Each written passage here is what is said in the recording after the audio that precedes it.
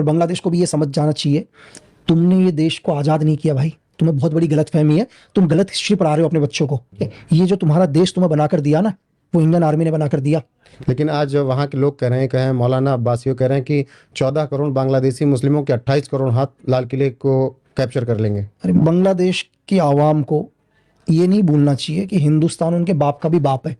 बस हमारा क्या है, वेस्टर्न कमांड को सुबह सिर्फ आधे घंटे पहले उठने की देर है, तो बांग्लादेश गायब हो जाएगा सर। ভাই এটি কি কইতাছে? আচ্ছা, যারা হিন্দি বুঝেন না আমি তাদের জন্য ট্রান্সলেট করে দিই বিষয়টা। সে কইতেছে যে যদি সকালবেলা কমান্ড পায় তাহলে বিকালের মধ্যে বাংলাদেশ বলে নাই হয়ে যাবো গা, দুনিয়ার মানচিত্র থেকে বাংলাদেশ নাই হয়ে যাবো গা, ইন্ডিয়ার লগে মিলা যাবো গা। তো তার ভাষ্য মতে এটা মগের মূলক, বুঝছেন না? একদম মগের মূলক। আর তারা বাংলাদেশে বানায় দিছে।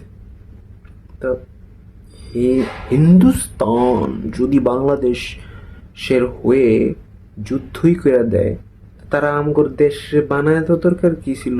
তারা নিজেরে কবজা করে লিত, তো একবারে হিন্দুস্তান হয়ে যেত পুরাটা। না, বাংলাদেশে ইট্টানি জায়গা আবার আলাদা করে স্বাধীন করা দরকার কি ছিল? আমরা কোনো যুদ্ধই করি না। তারা ইন্ডিয়ানরা যুদ্ধ করে দিয়েছে, আমাদের হাতে ক্ষমতা দিয়ে গেছে, আর আমাদেরকে একটা স্বাধীন দেশ হিসেবে তারা স্বীকৃতি দিয়েছে। কি বুঝলেন? ইন্ডিয়া আমাদের বাপ। তাই তারা যে কোনো মুহূর্তে আমাদেরকে দুনিয়া মানচিত্র থেকে বের করে দিতে পারে। So we have to be aware. আপনারা যা ভালো বুঝেন।